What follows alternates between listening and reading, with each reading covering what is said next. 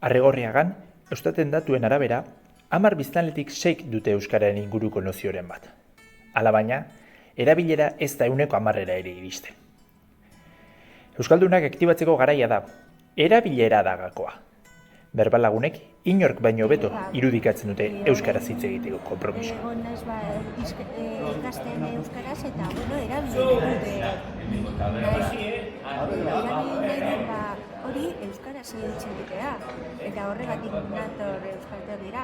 Atera dut hori B2 hor daukat titulua, baina nire helburua da hori nire lagunekin edo nire auzokoekin euskaraz hitz egitea. Ia denok ezagutzen gara eta goizean behin ez dugu euskaraz hitz egiten, naiz eta besteak jakin arren euskaraz hitz egitea beti esaten dugu erderaz.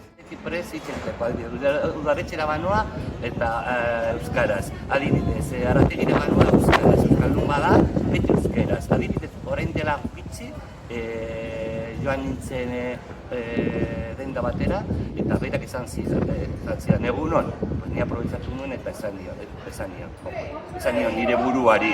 Aprobetxatuko du eta jarraituko dut euskara hitz egiten nahi badu, jarraituko du, ez badu, akabo. Eta handik aurrera, berarekin hitz egin dut euskaraz, naiz eta bera ez da ondo moldatzen, baina nik esango dut, baina elkarrizketa arrunta bada, gai garela hitz egiteko. Bidez eta edozein lekutara, eta ni, norbait badakit euskalduna dela, euskaraz hitz egiteko. Ez badaukate haien inguruan euskaraz edo inor edo lotzaldu egiten baldin badira, talde hauetan egia da konfiantza handia hartzen dugu guztien artean eta aukera hori euskaraz. Eta gainera planak egiten ditugu ere bai, urteerak, ez nahi ditela ezialde euskaraz egiteko ere bai elkarrekin sagarretari da joateko txangoa antolatu zen pasan urtean,